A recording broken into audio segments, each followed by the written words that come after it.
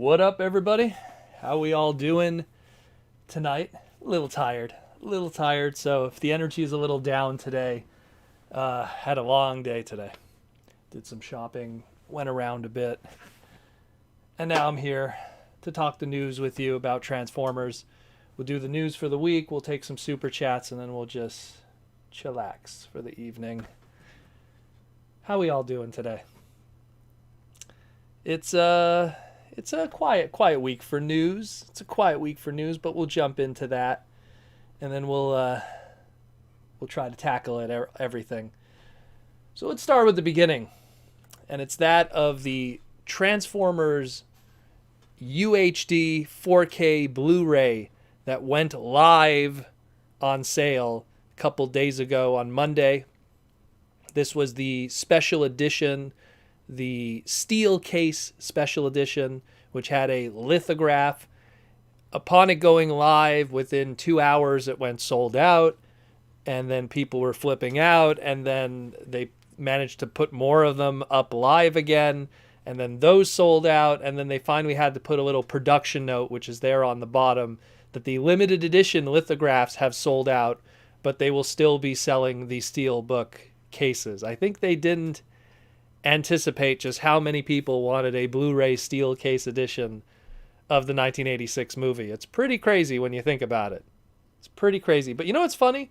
They managed to get more of these steel cases, but they can't go to a Staples or something and just print out more lithographs. I mean, call me crazy. I've literally in the past had to, on short notice for voice actors, or even in the case of James Roberts, his entire scripts, go to Staples and print out stuff in no time. They can't take a little trip, make a few more people happy so they could get a nice poster of Rodimus Prime. I don't know. I'm just saying. So it's sold out, which is unfortunate, but you could still pick up the steel case itself. You just won't get the pre-order bonus of the lithograph. Actually, now that I think about it, after I get that lithograph in the mail, what's stopping me from just making a photocopy of it so people can get their copies? It's probably just a glossy, oversized poster, if anything. I wouldn't be surprised. Maybe there's something there. Anyways, so let's talk about the extras that are going to be included. This was the big thing about it all, was what was going to be on this Blu-ray, what is going to be special about it. And most of the stuff that they listed was stuff that was present in previous DVD/Blu-ray versions of Transformers. More specifically, the 30th anniversary one that came out that had that lenticular cover and stuff, where it was like Optimus Prime holding the Matrix, and then it had Rodimus holding the Matrix and stuff. That one was packed with a whole bunch of extras, and I believe that was a DVD version of it for the 30th anniversary. And a lot of those extras that are on the bottom half here, the Till All Are One documentary, the archival featurettes of Death of Optimus Prime, cast of characters, Q&A, the animated storyboards, the original trailers, the TV spots, a lot of that stuff was sourced from that original 30th anniversary one. So, if you're buying this specifically just for the extras, and you've owned a previous version of it, keep that in mind. There's not a lot of new stuff here. But that being said, they do claim that there's new stuff here. A new 4K transfer of the original film elements. Okay, sure. Movie wasn't made in 4K, so I guess it's cleaner. I'll have to compare it to every other version I have. You have the feature-length storyboards, included deleted, alternate, and extended sequences. That one I'm curious to see, because we have had stuff in the past that were, quote, deleted scenes and extended sequences, and really all it was, and you could see it on YouTube, it's when Astro Train leaves Autobot City. There's a pan to where Optimus Prime finally fell to his feet, and then the Autobots gather around him, and it's a very quick little scene, and it's not a big thing. It is a deleted scene technically, or an extended sequence, but maybe there's more here that we haven't seen. As for the storyboards, you could literally get every single storyboard of every single sequence of the 86 movie online. There's tons of different websites that document that and have that. So I don't think that's too big of a unique thing to hardcore fans that would have not, like, I want to see something that someone like me who owns like every version of this movie practically, and just has religiously studied it. Show me something that I've never seen before. Show me some behind the scenes stuff that I've never seen before. And I mean, even the last thing here, the new Phantom Entertainment 30th anniversary featurette. So if you went to see the 86 movie and its 30th anniversary playing, which they picked select cities in Canada and the USA to play the movie in theaters, and I went to go see it with a bunch of buddies of mine. I even posted some photos of it. I wore my Transformers 1986 jacket, which has the movie cover on the back. The big thing was, you got to see the movie in the big screen and everything, and there was an exclusive like performance acoustic interview with Stan Bush and stuff at the end. And I'll be honest with you, I love Stan Bush, don't get me wrong, but it wasn't anything like too crazy. It was just kind of like, oh, it's just Stan talking about, working on the movie and the soundtrack and daring the touch, and he does a little performance and stuff that's, different than before. And that's about it. It's nothing too like, wow, like, I mean, I saw Stan Bush live at BotCons in the past, so how much of a rise could I get out of this here? I don't know. So I don't want to go down on it, but I mean, it's literally like I bought it for, it's a fancy Rodimus steel box. I'm getting a giant Rodimus lithograph. And I think at this point, it's just instinct to buy the 86 movie every time I see that. But at the same time, if you're someone that's new to this, or you've never owned the 86 movie, or you've never owned any of the previous versions, or you missed a version, maybe this is for you, because there is a lot of new stuff then for you. It's a lot of new content for you. But for a hardcore fan, there isn't really much here. And also, just to remind people, that's just for the pre-order is essentially just for the Blu-ray steel case one on the left there. The right one, which is the standard edition, which will have all the same extras. Nothing is different on the inside in terms of content. It's just the box. The bottom of this image here is just how the box wraps around. It'll have that art of Optimus versus Megatron on the back. So there's not a big difference there. So if you wait to get the standard version, which will probably be slightly cheaper, I would assume, just wait for that one. Just wait for that one. August 2021 is when this is all supposed to ship out. Amazon is probably the best place to go. So check that out, to say the least. So next up, let's talk about something I was ranting about on Twitter for a bit, and it's that of the Kingdom trading cards. So we finally know, up to this point, every single trading card. What's up, Aaron? We finally know every single trading card up to this point of the Peel to Reveal Transformers War for Cybertron Kingdom golden disc trading cards. And we have all the different ones now, all the different variants, everything like that. But with this total, we pretty much know a good chunk of them, but we're missing 4 more. And there still is questions, because how they work is there's 5 characters. Each one of them gets 4 cards with 4 destinies. And up to this point, we have only so many that could be done. So who's going to get the final destiny card, or an extra one, so to speak, is the question. Because everyone gets 3 destiny cards. Optimus has 2. Dinobot already has his 3. The Ark already has his 3. Black Arachne and Megatron only have 2 apiece. So the question is, who's going to get the extra one? Some people are saying it's the Ark. The Ark might get one final card, and it might be packed in with the Ark, and it'll be an exclusive card to the Ark. I could dig that. Extra incentive to buy the Ark brand new. I could see that. And then it could be some big twist at the end. Like the Ark leaves Earth, or the Ark stays on Earth, or who knows. Like, it might be some big twist ending that's really different from the timeline that we're used to, where the Ark is going to stay on Earth for 4 million years and start G1 and everything. Who knows? But it's just something that I just wanted to address, because I've been trying to document these, and I feel like I've been the only one that's been documenting them. Like people like have been like, oh, I've had that card all this time. I didn't know no one knew about it. Yeah, because no one's been talking about them. A lot of people, and it's crazy because some of these images I sourced because I had to watch YouTube reviewers who got like the Wave 3 stuff. And it's crazy because they would open up the box, they'd pull out the trading card, and they'd just throw it on the side. And I'd be like, oh, just peel it back, bro. It came with the box, came with the Rhinox. So either way, we will see what happens. We will see what happens in the future. Apparently, there'll be a Wave 4 of trading cards, and we'll find out soon enough what those final cards are, and hopefully it's something really cool. Let's get into something else in relation to early toys. So Australia was getting a whole bunch of early product. I talked about this on the podcast a couple days ago. I want to give a shout out to Spider Monkey. He provided some of the photos here, specifically the Megatron instructions photo here of his head sculpt, which also has the grinning or the snarling face. So T-Rex, not Megatron. T-Rex on his packaging on the back of the box, the top middle image there, he has that face. And we had that leaked image on the top right there of someone getting a Megatron with the correct face for the T-Rex. We don't know what's going on here. I feel like I'm a broken record with this, but I'm still trying to figure out what happened because as it stands right now, everyone is getting T-Rex and it just has the regular Megatron face and silver lipstick put across his lips.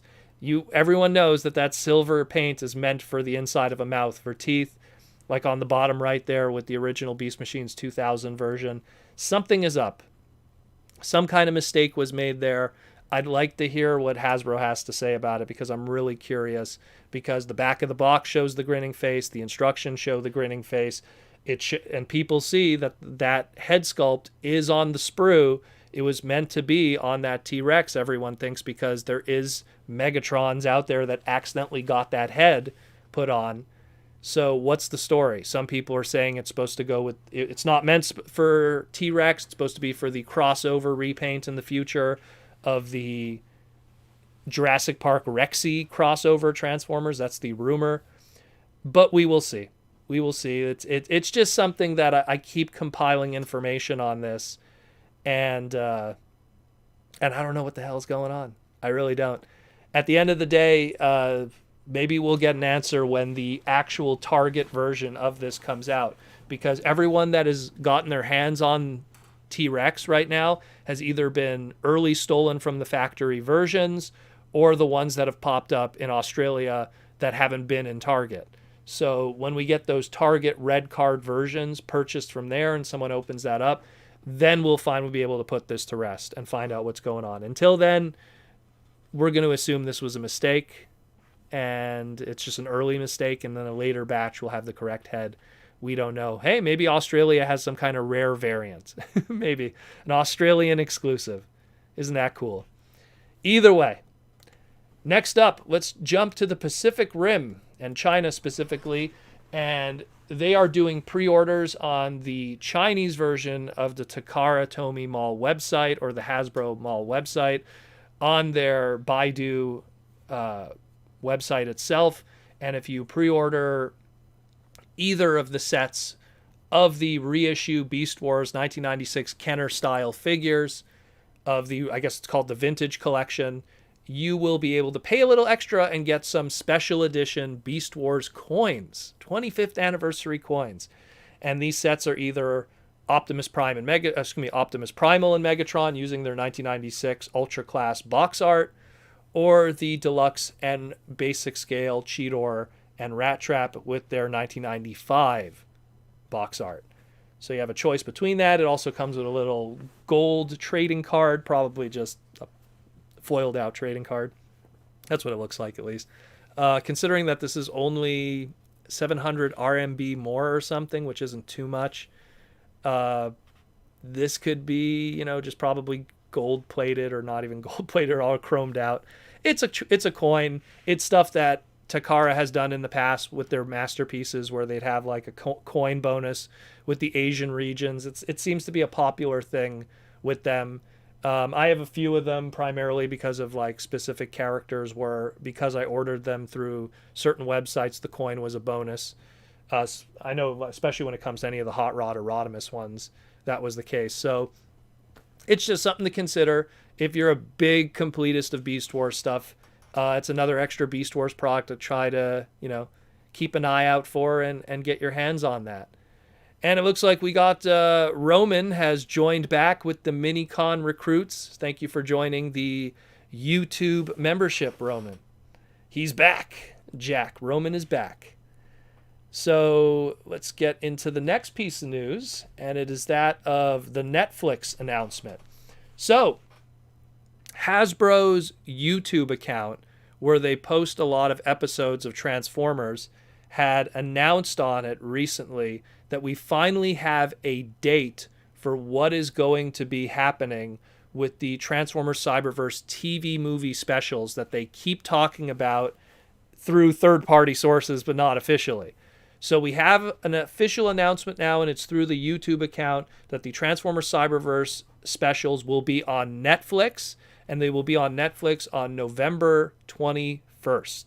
So at least we could kind of make a calendar now, so we know in July we'll be getting Kingdom, and in November we'll have, from what we know at least, 2 Netflix made-for-TV movie specials, aka Season 4, which has Dinobots, and supposedly Megatron X makes a return too.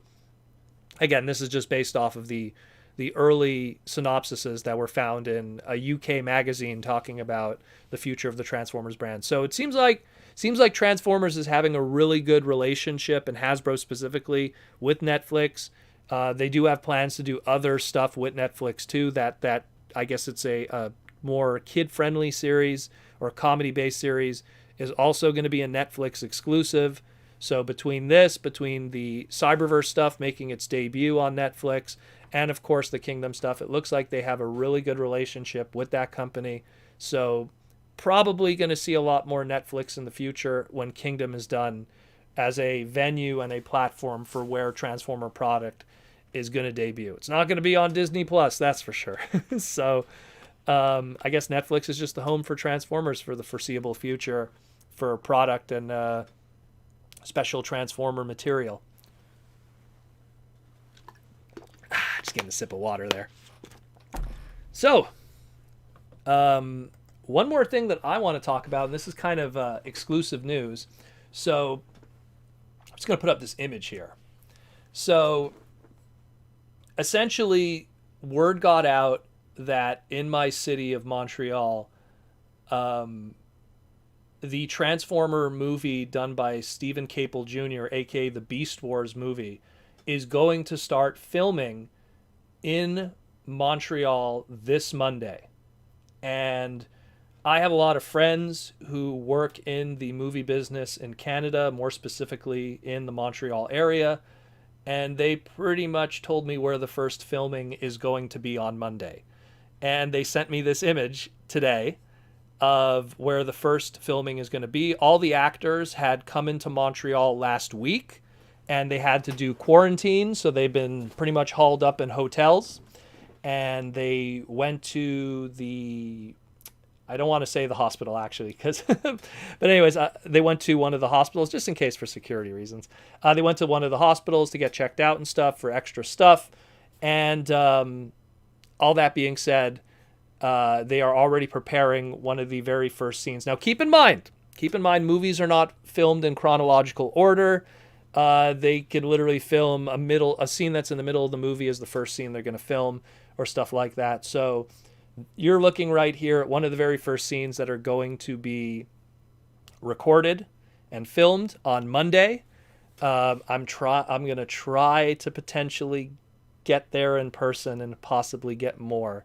I did the same thing when they did the X-Men Age of Apocalypse movie, and they brought that over here too, and I took a whole bunch of photos and stuff on the scene, and so I'm going to try to do the same thing here.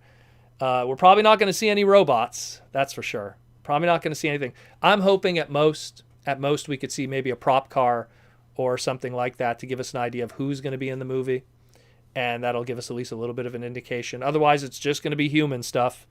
That's the unfortunate thing when we're talking a movie. But so here you're looking at your very first scene right here. Right here. Shout out to my buddy Camise with the information, who literally saw all this going down on Friday, because that's when they were setting up everything. So awesome stuff. Really cool. Check that out. I'll hopefully get more for you. And the last thing to talk about today, is today is a very special day in Transformers. People don't realize. I didn't talk about it in my segment this morning, but I'm going to talk about it now.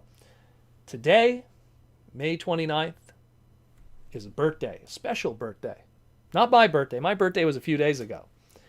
It's a very special birthday. May 29th, 2021 is the 37th anniversary of a certain comic book. The very first comic book, the Transformers Marvel issue number 1, hit stands, specifically the spinning comic racks and that of the newsstands. How it worked essentially was this comic came out today, and a couple days later, the direct market version came out. So to a lot of speculators and collectors, the Transformers Marvel number 1 with the barcode in the bottom left is the true first appearance issue number 1 of Transformers. So keep that in mind. Today is a very special day. 37th anniversary. No one talked about it. I was surprised. And I didn't want to talk about it because I was going to save it for the podcast. On the left, by the way, is the commercial that was playing, hyping up the comic book coming out that week in May. Of course, the cover is very different than the final product. But, that's just how the industry is and stuff. Everything goes through the grinder and changes and everything like that. So anyone who wants to celebrate properly, we got it right here. This is my Mylar number 1 first edition. I also have the direct market version, but essentially, happy birthday to Transformers, because this is the first ever fictional appearance too, because the cartoon would be much later. So this is a big deal. And by the way, don't get confused by the September that's in the top left there. A lot of times people always assume that's when the comic books came out. That's usually when they're supposed to be taken down from the newsstands. So keep until September, essentially. So yeah, so there's that too. What's up, Larry? And that's it for Transformer news this week. Not much, like I said, not much. Little things here and there, little things. On top of that, even though my birthday was a few days ago, I didn't get anything. When you have the big V world, you're not going out, you're not meeting friends, people aren't sending you stuff. Supposedly 1 or 2 patrons send stuff in the mail, but they didn't come in time. So maybe next week I'll have some stuff to talk about, some presents that I got in the mail.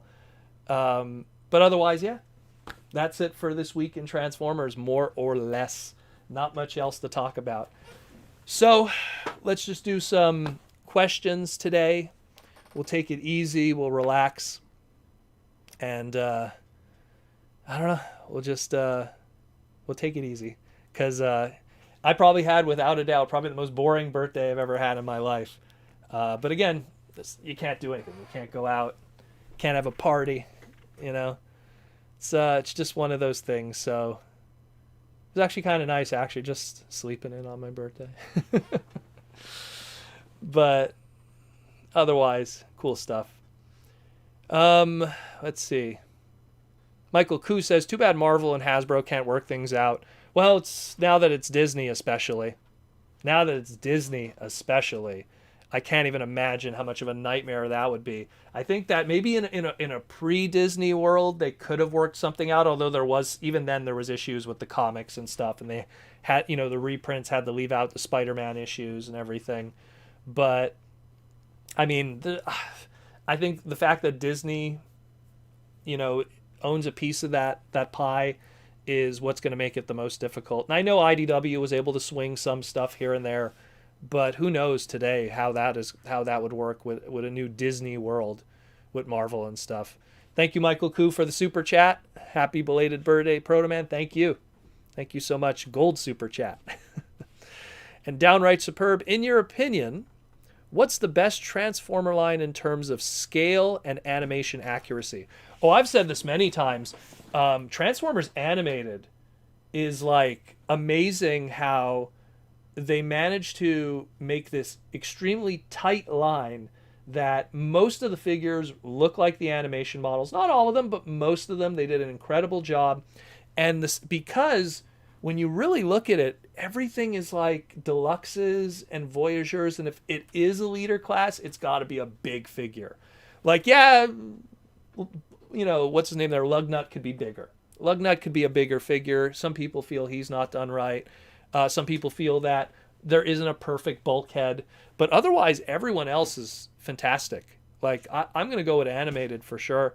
And, I mean, it's every time I look at it, because I look at, like, this is like the 2000 era, like Armada, Energon, Cybertron, you got, like, you know, Robot Masters and Universe 2.0 and Titaniums. I look at the Animated line, and then even under it is Transformers Prime. Animated was a small line too. And I bulked up that line with the Activators, Japanese stuff, Bakan stuff. I got all the weird stuff too, like the, you know, like even have, oh, you guys can't see because of the microphone, but you know, I even have the bumping battlers and everything. I have all kinds of weird stuff there. And you know, even then, like, it's still a very small line, but very tight. Like, just everything is so well done. So well done. And easily that. I mean, the only other one, like every other line, unfortunately, scale, you could argue maybe the movie toys. But that's because there's 50 of every character. So sooner or later, you're going to have one that scales right, you know, one of them. Especially, like, just look at 2007 movie, how every figure was in every scale. You know, you have a Legends class. Then you have a deluxe class. Then you have a fast action battler, which is kind of its own thing. Then you have like a robot replica. Then you have a Voyager version for some people. Maybe a leader class for some. Ultra class, because that was still kind of kicking around in 2007. Bumblebee. Every size conceptually possible. You know, so I'd go with Animated. 100%, just because it was just such a clean sweep and everything was done so well. But thank you for the question, the super chat, Downright Superb. I'm definitely going to go animated accuracy too, for sure. We got a super chat from DW Saurus, and they want to know any of the third-party War for Cybertron Cheetor guns worth it. I don't know. I don't know of any third party. I know that there's a lot of guys that are making a bunch of accessory kits for War for Cybertron Kingdom and Studio Series 86. I know that there's a lot of that out there. I want to say there's a guy out there, and Jaws D, I directed him to it because he's a huge jazz guy. There's a guy that did an upgrade kit that for the jazz that has like the shoulder cannon, the grappling hook arm. He has fillers for the legs. What else was there? There was a whole bunch of stuff, and it's this incredible kit that's on eBay, and it's like ridiculously cheap. Obviously, it comes from China, so that's why it's so cheap. But really cool little kit. I wish I had the link for it. I'd share it with you guys. But just like Google, like, you know, Studio Series 86 upgrade kit or something, because there's a lot of really cool stuff out there. The Cheetor guns I haven't seen, but I'll be honest with you. I think this is not the last good Cheetor toy we're going to see. I think we're going to probably get a better Cheetor toy later, and it'll be more accurate, if you will. This one it's a good toy. The Kingdom one is a good toy, but it still is one of those things that because it has to have that great cheetah mode, it still has its shortcomings. It's way better than that Universe 2.0 one we got back in, what was it, like 2008, 2009. But it's still, it's okay. I don't hate it, but I'm not a super fan of it. I think I'm ruined on because now that I have the Masterpiece one, and I have two of them, and I love that Masterpiece one, I have high expectations, even at a deluxe price point. I guess it would have to be like a Voyager to really pull it off. But yeah. But thank you for the super chat. DW Saurus. DW Saurus. Is it Darkwing Duck Saurus? Lizard Sphere X. I love that name. Lizard Sphere X. Got a TM2 Cheetor without gun and minor flaking for $1 today. Actually, I never seen a Cheetor with flaking of the chrome. He's one of those strong ones. What's some great flea market yard sale finds? Oh, I have the best one, and no one ever believes me. No one ever believes me, and I always tell this story, but there's video footage of it, of me selling it to someone after I got it. So, no joke. I went into a Value Village. I think they have those in the States too. There's all over in Canada. I went into a Value Village. This was 2003, 2004. I was still working at Burger King at the time. And on the ground of the floor of the Value Village was a mint in box G1 Star Saber. No joke. When I saw it, I freaked out. I had already owned a G1 Star Saber at this point, but I freaked out and I picked it up and I was like, oh my God, it's going to be full of Lego. It's not going to have the Star Saber. So when I went to open it, I damaged the flap because I was just like, oh my God, I got to make sure it's in there. Because Value Village, what they usually do is they tape a box. Whenever they have a box of something, they tape it closed. So I was like, using my fingernail and I was like trying to cut it open. I ripped a little bit of the thing. I opened it up and it was complete. Everything was there. No sticker sheet, no instructions, but all the stickers were applied on the figure. It had the sword, hilt, everything. And I was like, oh my God, $5.99. Canadian. No one believes me when I tell them the story. Fast forward 2-3 weeks, four weeks. I'm doing the Montreal Toy Con, which was one of these like smaller toy shows in Montreal. And I put it on my table. I think I was asking $250. I was like, I just want to make $250. I could have asked more, but I'm like, you know what? Easy come, easy go, $250. There's footage online from that show somewhere where a guy went around the room just kind of recording, and it's me holding the mint in box Star Saber, explaining the story to a guy who wants to buy it from me. And the guy was trying to get it cheaper because he knew that now I got it cheaply from Value Village. So he wants he's like, oh, well, you only paid, it's like $7 after taxes. It's like, yeah, bro, but you know the value. So that's my craziest story.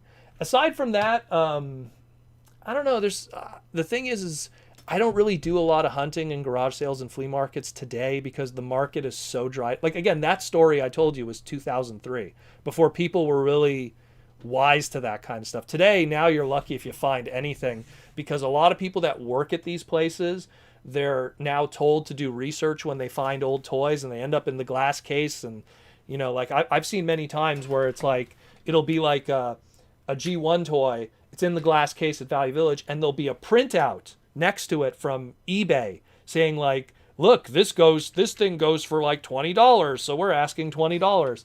So like now it's like, forget about it. There's almost no finds to find today, where the only time there ever is a score anymore is my parents are huge antiquers. They love antiquing and stuff like that. So they go to their country house in the middle of nowhere, far, far away, and once in a while they'll go to like a garage sale or something in these like boondocks kind of areas in northern Quebec, and my dad will be like, I found you a jump starter, missing the weapons and stuff. Like once in a while there's a find, but it's very rare now to find stuff today. It's a different world. Everyone thinks everything is worth money, and on top of that, everyone has has the internet in their pocket.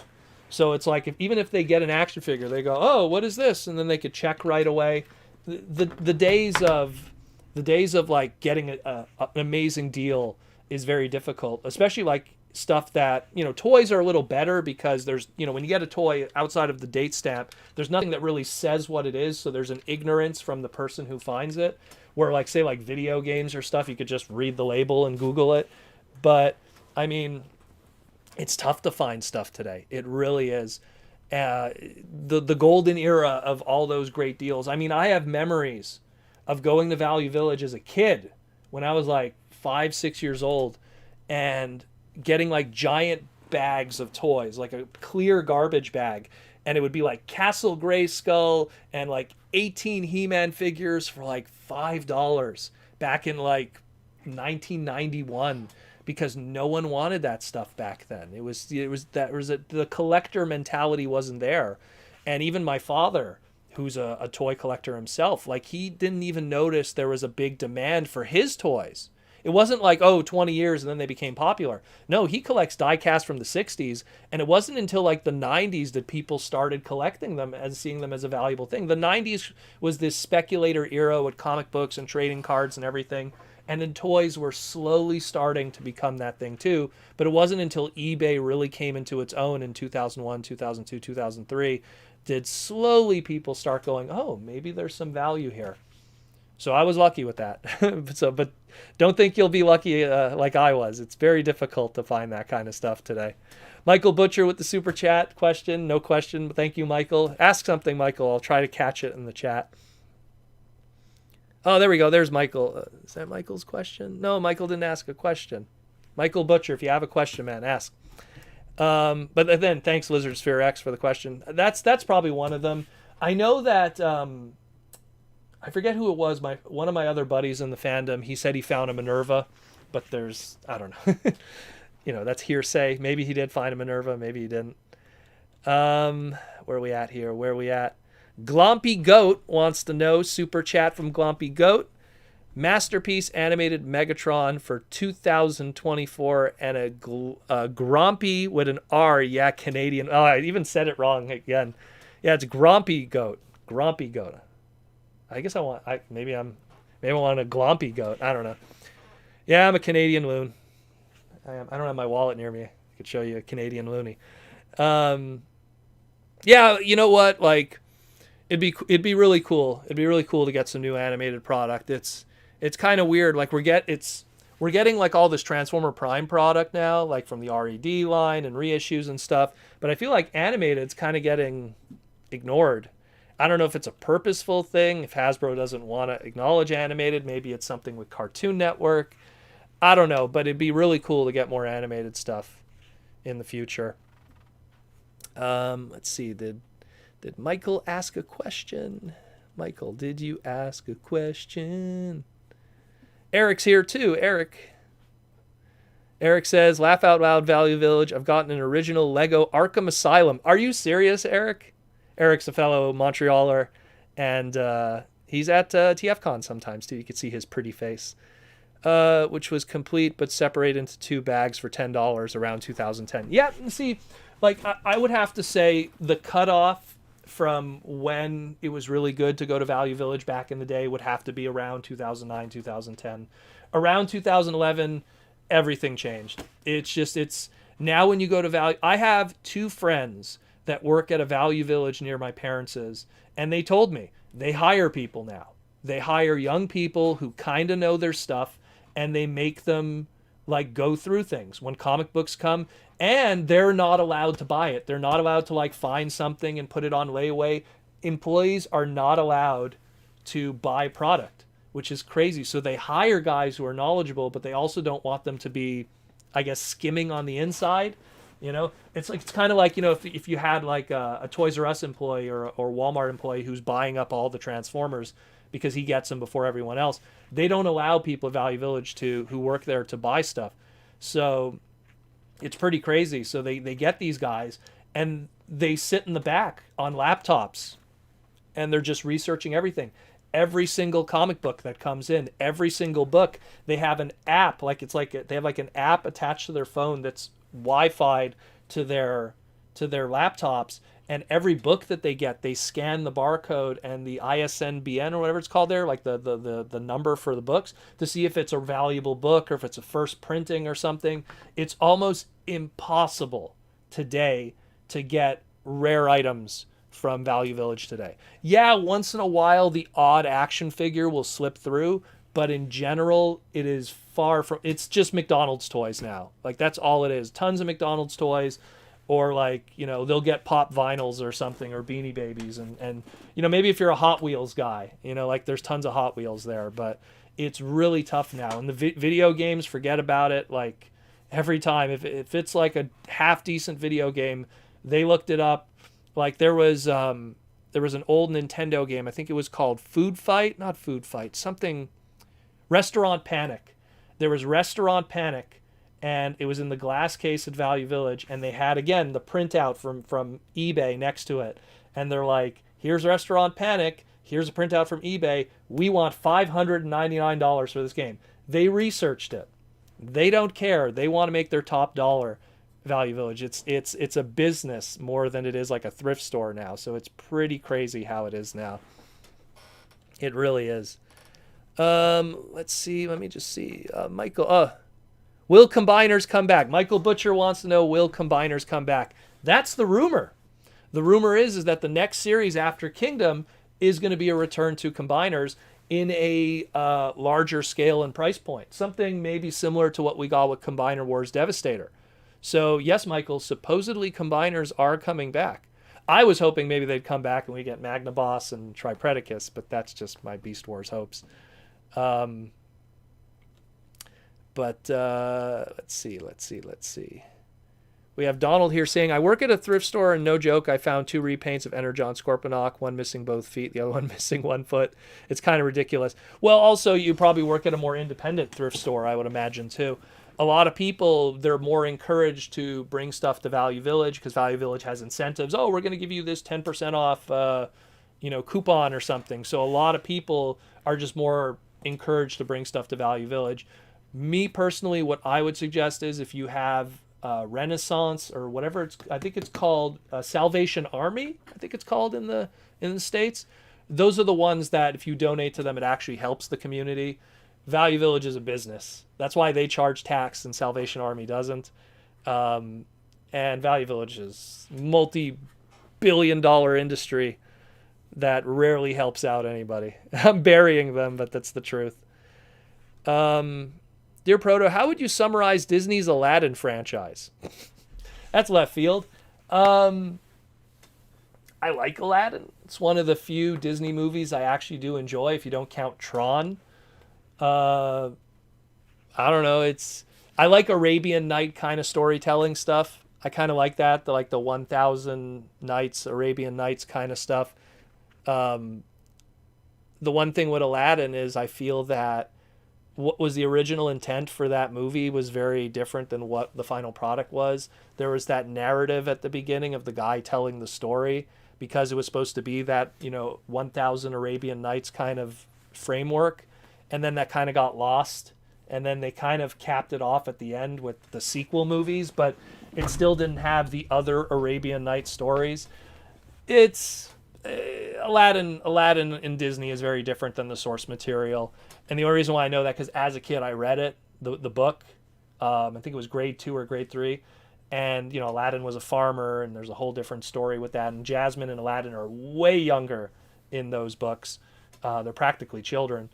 And it's just different. It's just different, and I still like it. I still like the Aladdin Disney movies. I never saw the live action primarily because I love Will Smith. I like Aladdin. I can't watch that movie. I don't know. I just feel it's just going to ruin it for me. That, and I feel like if I have 2 hours, I'd rather spend that time elsewhere. I got episodes of, Gridman to watch. There's way more. The new Gridman series. There's way more important stuff to be watching, in my opinion. So, Michael Koo says, a few years ago, the best deal I bought were libraries selling their Power records, Batman, He-Man, for around $3 each. Yeah, it's even vinyl. Vinyl is very difficult to find. I actually have a few vinyl over there, probably because my dad is a collector of it. But they scan everything. That's the thing. They scan vinyl. If you could read a label, then you're not going to get a deal because they read that label first. They went, oh, this Beatle record, we looked it up. So it's very tough. Michael asked, I asked if there will be any more Earthrise repaints of Seekers. I want a Sun and Acid Storm, really want Slipstream. You know what? You'll probably get it. You'll probably get every color of the rainbow. Think about it this way. Still to this day, we're still getting repaints of that Siege mold. And that mold's what, 3 years now? That's a 3-year-old mold, and we're still getting repaints of it. Think of the very first Seeker mold of, not of Starscream 84, but of the classics Starscream from 2006. That thing was getting repaints up until when was Nasil? Nasil or Nasil? When was that one? That was like one of the club exclusives.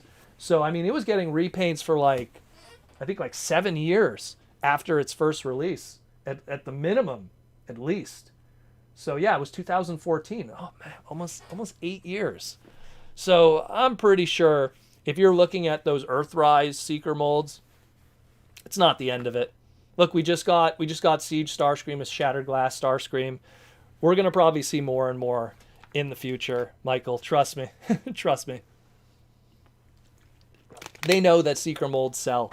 You know, they could take a risk with a black repaint of Jazz or a black repaint of Hot Rod or a black repaint of Optimus, but they know those Seeker molds always sell because there's like a gotta catch 'em all collectability kind of thing. When you have a black repaint of Optimus or Hot Rod or Jazz, people don't feel compelled to buy them all because they don't see them as a team. They don't see them as a group. So if you skip the black repaint of those characters, you don't care. But oh my God, if there's a Skywarp or if there's a Slipstream or an Acid Storm, you want to get all your Seeker Jets. So there's that collectability aspect that the Seekers have that a lot of other repaints don't have. Even people who like let's say the Datsun brothers. Some people just don't mind just buying Prowl and calling it a day and not getting Smokescreen. They don't see them as a group so much as the trio of Seekers. So keep that in mind, my friend. Where are we at here? Where we at? Charity shops in the Ben Williams says here, charity shops in the UK take donations and money for a good cause. I got a TF movie collector's edition DVD. Oh, that was probably the 2001 edition. I have that UK version. I have that one too. I try to get all the different versions because they all have like little different extras and stuff for £2. That's actually pretty good. It's pretty good. I think when that was brand new, that was like $30 American, so I'd have $29.99 American.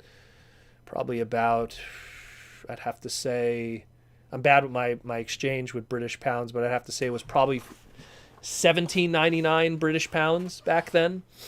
So you got it for a good deal. Still had the HMV sticker on it. Jeez. HMVs don't even exist anymore. Oh man, those are back in the day. We got a super chat from Joseph Ritter. Do you think there will be any new IPs that are created before marketing? As in toys created first and then shows and games to promote it? Well,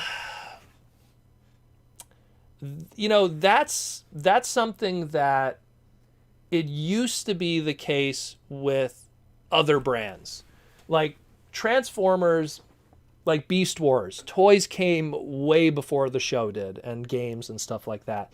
But that's because of the weird purgatory that Transformers was in between G2 and Beast Wars, because they didn't really know where they were going. So because there was like this early development of Beast Wars, and we all know the story with McDonald's and stuff, I've talked about it on previous segments. It's very fascinating history. That's why like Beast Wars toys were developed first and afterwards.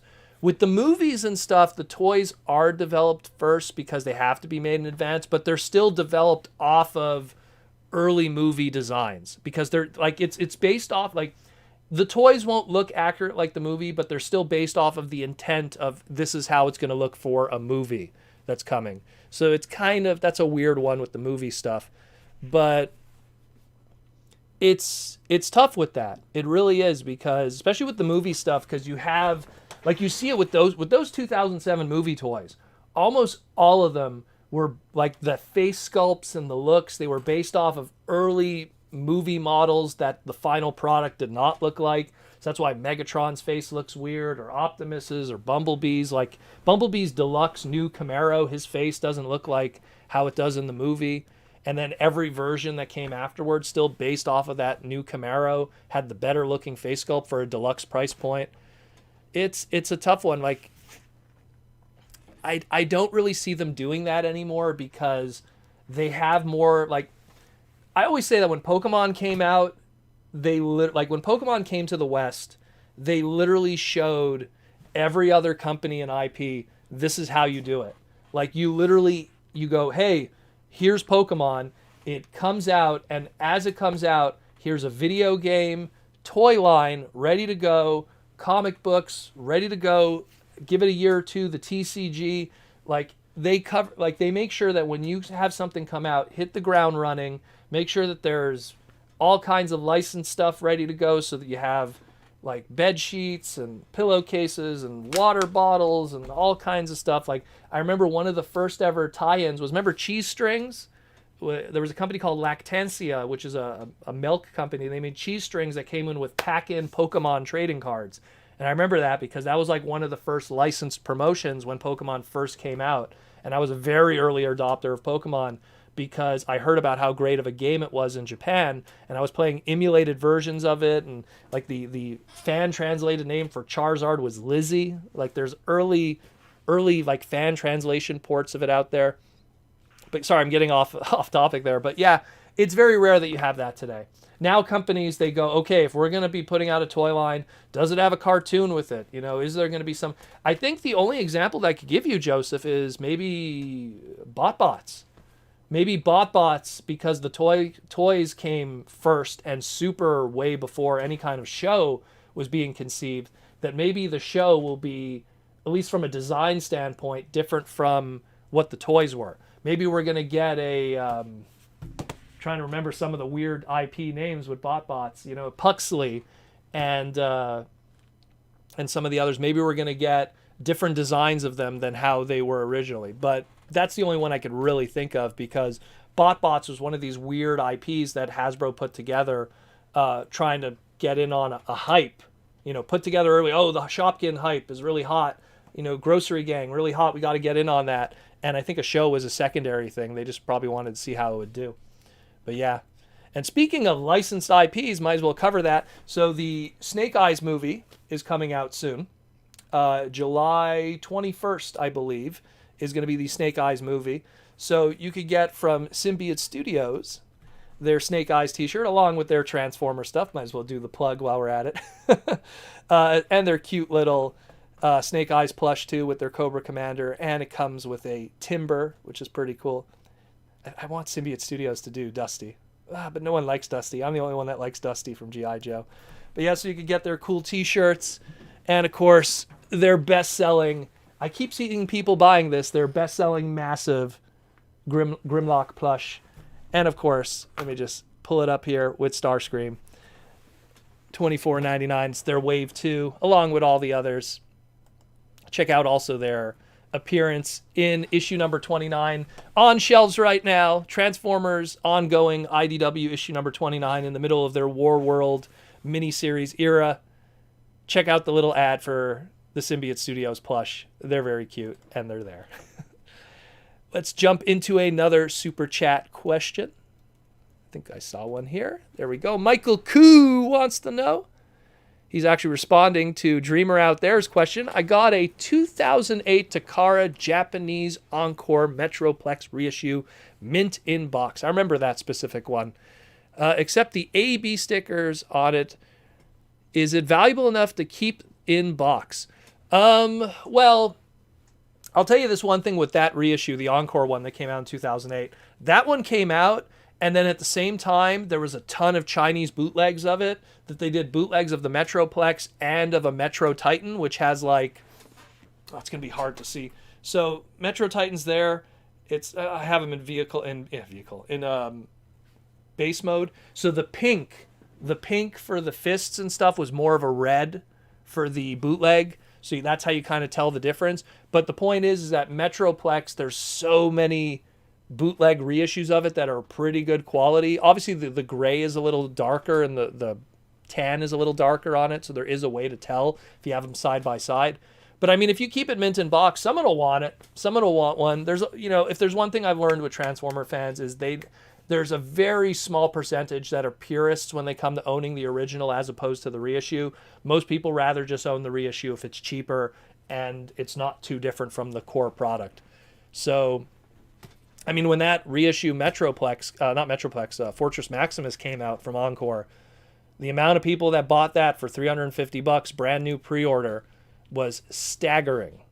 It was crazy because a complete Fort Max back in the day without that extra Master Sword was $1,000 easily, and you were lucky if you had everything. So, different world completely. Where we at here? Where we at? But thank you for the super chat, my man. Joseph says here, I just bought a TWC-07E orange constructor. Have I sinned? I guess that's some kind of Constructicon third party. Look, I have nothing against third party. You know, there's a lot of talented individuals that work. It's not for me. There is some third party stuff I buy. Don't get me wrong, but it's the more crazy kind of stuff. It's the same thing. Like, I'm not big on bootlegs, but I love wacky bootlegs. I love, like, you know, hey, an oversized red bootleg of Ravage. Yeah, like the real one would be like half the size of this. Like, that's the kind of stuff I really dig. I keep it on my desk, you know, because that's the kind of stuff I really like. But it's actually, oddly enough, it sits on top of Aaron Archer's business card. I don't know why. It's always been sitting on top of it. Just a fun fact there. But yeah. I like third-party stuff. No, but you didn't sin, Joseph. If you like it, you like it, brother. There's some really cool Beast Wars third-party stuff that I've been so tempted to buy because it's just so nice looking. But thank you for the super chat question. We got another super chat from Downright Superb. Transformers love and kiss each other. Do they bang? Giggity. Maybe the Beast era with the organic parts. Did Tigatron bang other Tigers? He was wild. I believe that, you know, in my own headcanon, I believe that Transformers have relationships. Physical, that's a whole other story. What would be physical for a robot could be determined by many different ways, and I'm a mechanic, so I could only imagine what would be considered intercourse with two robots. But I do believe they do have relationships, and I've always had this like theory, like especially if I would write the origin of Transformers, I always feel that the opening of the Matrix, why it's such a significant and important thing to defeat Unicron, is because Transformers, they're sparks, they're born, they live, they experience, they fall in love, they create relationships, they gain knowledge, and when they die, their spark goes back to the Matrix and makes it stronger. And it sounds corny, but like the opening of the Matrix is not just knowledge killing Unicron, but the power of love and everything like that. So, do they love and kiss? Yeah, sure. Beast Wars has proven that. And we've seen examples in Generation 1 with the girl who loves Power Glide that getting kissed on the cheek by a human, they recognize that as a form of endearment. So, same thing, you know, Grimlock getting kissed by the Junkions, you know, so there's something there. There's something there where kissing also, even in the Generation 1 writing, has some kind of form of endearment. Do they bang? I think robots have some way of enjoying themselves. What that is, I don't know. Tainted energon, everything is a drug, even that of intercourse. I could say sex on this, can't I? I could say sex. I don't know what's banned anymore. I can't talk about the big V, but I guess I could talk about sex. But yeah, there's it's probably in there. Nothing that I would write, but there's something there. As for Tigatron, well, keep in mind, Tigatron scanned a female tiger, and his body is a female tiger, actually. He's actually not a male tiger. So, I don't know what he would have been doing with the female lady parts, even though he's a male character. Just keep that in mind. But that's if you're someone that's into zoology and everything. So it gets weird. If you think too deeply about it, it's gonna get weird. It's always gonna get weird, especially on this stream. But yeah, that's always how I kind of felt about it. I do feel that relationships are there. You can't have character development and all that kind of stuff and take out relationships. You just can't. And I feel that kind of stuff should always exist in Transformers, whether it be like straight up just platonic relationships of like bros, you know, that are just like very, you know, like Rat Trap and Dinobot. You know, they're not a romantic relationship, but there's something there, you know, that's deeper than romance. It's, you know, it's like a brother kind of thing, even though they hate each other, you know. So that kind of stuff is always cool. That stuff is always cool, and I always dig that in Transformers. And I think that's what made both Beast Wars and animated special, because they were two television versions that had to deal with all the different restrictions that TV has, but yet they were still able to tell stories and possess those kind of character development that usually a 21-minute TV show is kind of hindered by, because there's only so many episodes and only so much time that you could dedicate to those small moments of character development. But thank you for the question. Michael Koo wants to know, Proto Man, can a studio series Bumblebee Blitzwing action figure be done as a triple changer? Of course it can. Of course it can. The thing is that it's the budget. It's literally like, I think same thing with Shatter and Dropkick. Shatter is the TFCon Erector exclusive. Shatter and Dropkick, they could have had both, but you have to have like a leader class price point and that engineering budget. But because you don't have that, they have to stick to one. I think it's something we'll get one day. It'll happen one day, but it's going to be a long while from now. There has to be a demand and a value for it. I think that, the Chinese market really likes the movie stuff. So I think one day we'll probably get something. In the same way that I'm reminded, I actually did a post on Instagram where it's like, remember there was a time where we could only get a Springer in one mode or the other, and it had to be a repaint? And then finally, after all those years, we finally got a decent Springer figure. So I could see it. I could see it happening one day. One day. Michael continues to say here, will Beast Wars Rat Trap say that RC was his great aunt, so Rat Trap has a family tree? Well, when it comes to family lineage, when you say characters are brothers, that's when you get more into the robotic thing. So I guess RC at some point, maybe her design, because it's like, how does RC have a sister? It usually has to be the same production line, or the creator of RC who built RC also built other people, and that would make her sister. And then her sister built Rat Trap, and that would make RC his aunt. No, it's great aunt, so it'd have to be a couple generations of built. Like it gets a little complicated with that, but that's how it works. In the same way that, Alpha Trion, in theory, could maybe be considered, Optimus Prime's father, maybe. I guess. In the same way you could kind of look as, as Wheeljack the father of the Dinobots in the cartoon continuity. So, it's tough. It's tough. It is tough. Star Wars fan wants to know, Star Wars fan 007 with the super chat, hey, have you heard of the new Star Wars Me figures? No, I haven't. Tell me about them. I have no idea what those are. I usually, with Star Wars stuff, I've fallen off so hard because Star Wars just doesn't do it for me anymore. I was a huge Star Wars fan in the 90s.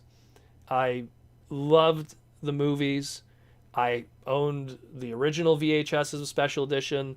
I bought the Power of the Force line by Kenner, later Hasbro.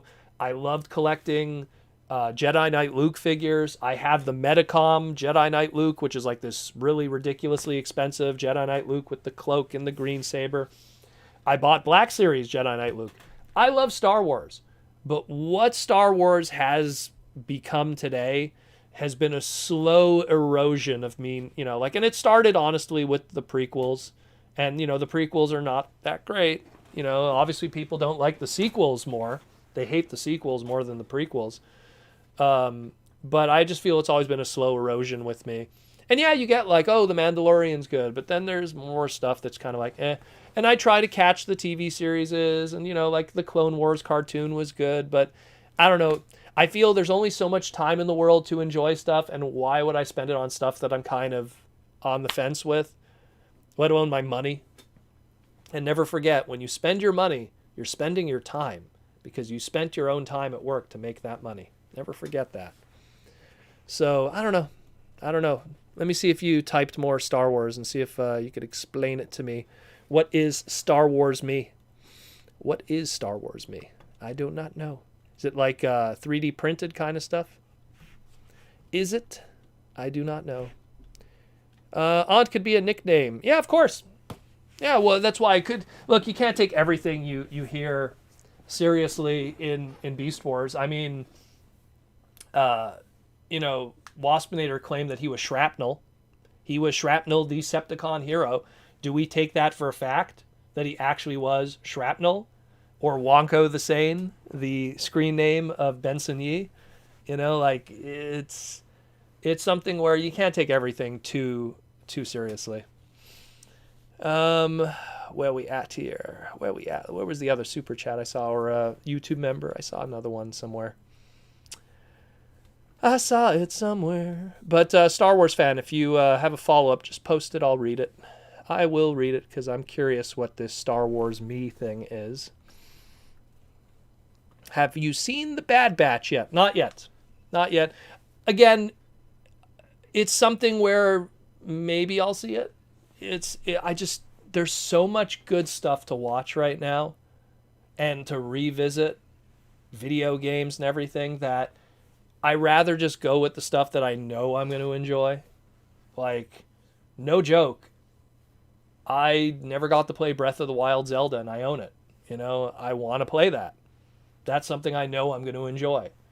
I don't mind dumping all those hours into that, or playing fighting games that I really enjoy, or reading specific comic books. I started reading some of the Milestone books from DC back in the day, which were like these more oddball kind of books that weren't like mainline through DC, and I've been really enjoying those a lot. Those were like my bedtime readings, and a lot of them before I go to bed.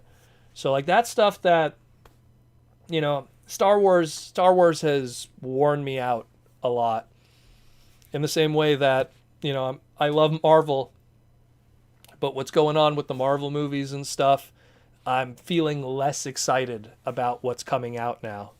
So, and it's just me. If you're excited, hey, that's great, man. But me, I got a whole world of stuff to enjoy, to be all crazy and run around and try to catch everything as crazy. I never want to be that guy.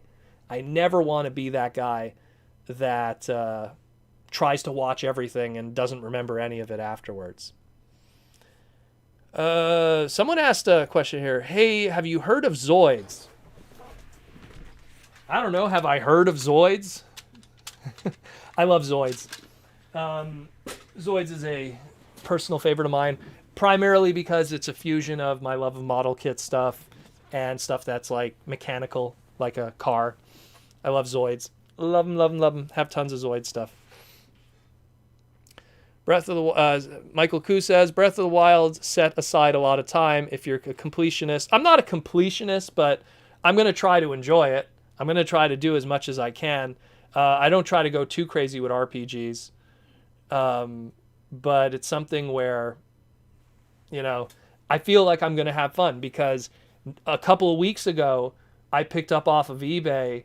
I want to say about almost a month ago, I picked up off of eBay Legend of Zelda: A Link Between Worlds for the 3DS. Had not played it up to this point. Played it recently. I loved it. It was great. It was extremely easy. Don't get me wrong, but it was a great experience, and it was fun, and it was enjoyable. And I rather dump, 21 hours into a Zelda game and have a great time than dump like 8 to 9 hours on a TV series that I might just kind of go, it was okay, I guess. Because there's been times in the past where I've watched whole anime series, like 52 episodes, and when it's all said and done, I'd be like, wait, that was it? What a waste of time. And it's like 52 episodes, 21 minutes an episode. Ooh, I'm not getting that time back, Moon Bay. See, someone knows what I have. Someone knows what I got. We have another super chat question from Grompy Goat. I love the Prime cartoon, but on rewatch, I found Optimus too humorless, emotionless. Thoughts on that characterization? Primarily because the voice acting was hindered from that series. So the biggest weakness with Transformers Prime was Sue Blue, the voice director, aka she was the voice of G1RC, but she was the voice director for the beginning of the series, and she had a death in the family, She had the bounce. So she was gone, combined with the fact that they didn't budget the series properly. And it was tough. So Peter Cullen, Frank Welker, they have an agent who asks a lot of money. So they were expensive because a certain 2007 movie did really well. So that agent wanted more money, combined with the fact that they had The Rock for one episode and he wasn't cheap either. So just having Cliffjumper voiced by The Rock was expensive. The kids were cheap. RC was cheap. That's, Bulkhead was cheap. Bumblebee didn't speak. Soundwave didn't speak. They made sure to really keep it on the cheap. Peter Cullen, I'm telling you, the reason why he was emotionless and boring was because he probably had to just phone in the lines and keep it simple, because he probably wasn't there for the group sessions like are normally done with voice acting. He probably was like, all right, read the line. We must save the humans because the humans need freedom. It was always that kind of stuff, where early Peter Cullen, specifically 1984, 1985, Season 1, Season 2, G1, was a little more laid back and a little more chill, where I think that what Peter remembers of what Optimus is today and how he performs him is more a idolized version of what Optimus really was, which was Optimus was rough around the edges and more human and more fun and laid back. Very John Wayne is the best way to put it, for 84, 85. And in his mind, what he thinks Optimus is today is a lot more clean cut and speeches and everything like that. For every really good blow up line where he's asking Sideswipe for his rocket pack, Peter Cullen remembers more the, it's better to be, a hero than a memory. He remembers more of those speechy one-liners, and he pretty much makes that everything that is the character is today. And it's not his fault, because his return to being Optimus Prime really was the 2007 movie. And how many lines did he literally have in that? If he was going to have a line, it was going to be we gotta save Sam because the humans must be saved. We must get the Allspark. Freedom is the right of all sentient beings. One shall stand. It was just hit the beats, hit the beats, hit the beats. Here he is doing Transformers Prime after the 2007 and 2009 Revenge of the Fallen movie, and he's hitting those beats again. So it's something, if you gave Peter a whole episode to himself of a series where he could just have lines, like, let's say if it was Peter Cullen for the Netflix series, you'd have a different Optimus Prime, because Peter would now be forced to have to act instead of just read. And there's a difference there. And it's not a knock against Peter Cullen. He's a fellow Montrealer. It's just sometimes the way that the voice director wants you to sell those lines, and they're totally fine with it if you just kind of read it. People knock Wally Burr, but Wally Burr was a big part of why the 1984, 1985 episodes were so great, and why the voice acting was good on that. Wally was a perfectionist, and he wanted good storytelling. A booby trap that actually catches boobies. Another famous Peter Cullen line. What's your thoughts on the new Snake Eyes movie? I hope it does well. I will be honest, I don't think it'll do well, but I hope it does well. I love G.I. Joe. The world just doesn't love G.I. Joe. I hope it does well. I don't think it'll do well. I think the toys will probably sell very badly and shelf warm terribly. And I think the movie is going to kind of come and go, and no one's going to realize it. It's going to be 2 weeks old, and people are going to be like, wait, there was a G.I. Joe movie? I think that's going to happen. But I'm still going to watch it, and I'm hopefully going to... Look, I loved the last one with The Rock. I liked it. The rest of the world didn't. And most people didn't go to see it, but I liked it. I thought The Rock was great. Kind of wish he came back. We'll see. I hope it does well. I really do, because that could open up more stuff for G.I. Joe, much like how the movies for Transformers opened up everything for us from a collector standpoint. But we'll see. We will see. Again, we're in my snake eyes, and where's Timber? Let's get Timber in the shot. And Timber. Let's see. Super chat question from Downright Superb. Bad Batch is basically a kid show about Gestapo. Are you serious? It's also a spiritual successor to Firefly. Really? Okay. I only saw a little bit of Firefly. People keep telling me to watch that. Worth your time. Wasn't even anticipating it. Okay. Well, again, it's something where I'm going to find time at some point in my life. It might be 2 years from now. But at some point, I'm going to have a plane ride where I'm going to have like 5 hours before, like if I'm like, let's put it, TFCon LA. If I have that plane ride from Montreal to LA and I got 5 hours I got to burn, I'm going to queue that all up into a PSP or something or in a phone so that way I could watch it on the plane because I got to burn those hours. I'm going to figure out something. So at some point I'm going to be in a situation where I got to burn some time mindlessly. I'll watch a series and maybe I'll throw that in there. So many people are suggesting stuff for me to watch it. And it's just like, oh, God, guys, I just don't have the time. Yo, Joe, baby. Let's see. Let's take a non-super chat for now. Let's do one non-super chat and one non-YouTube member for now. Let's do one random. Let's do here. Pedro says here, hi, Proto. If rumors were getting combiners again and they turn out to be Voyager limbs, how do you think collectors will react? Will they ruin the scale of War for Cybertron, or will it be more a display of masterpiece? I think collectors will be cool with it, and I think that the way they're going to react is they're going to get rid of their Combiner War stuff. I could already see it. I could see like TFCon's charity auction. It's all just Combiner War limbs being put out there, but I think people will like it. I really do. I think that and like you said, like we're going to see what happens with that Raiden and the Masterpiece Raiden, how that scale is going to be. If that Raiden scales with, like, let's say Devastator and say the future Combiner stuff, then people are going to consider it their masterpieces. There's a really good, I think it's the Titan Returns Brawn I think it was Titan's Return Brawn, the Scout class. And to me, when I put that next to my Masterpiece Bumblebee, I feel like it's almost like a little mini masterpiece that works with a masterpiece display for the mini bots. So there's certain, and even like the Cliff Jumper we got recently too. You know, obviously the aesthetic for the alt mode isn't correct and the overall design, but I mean, we're kind of getting there where the scale and the size and the engineering is very comparable in some places when the budget is there. So I really feel that, yeah, if we're going to get like a Commander class a Motormaster centerpiece and Voyager limbs, yeah, I could see that, man. I could totally see that. And I could see people getting rid of their Combiner War stuff and putting that in there.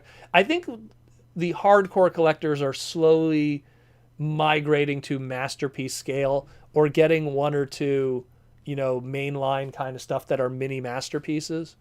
But in general, I could see that for sure. For sure, my friend. For sure.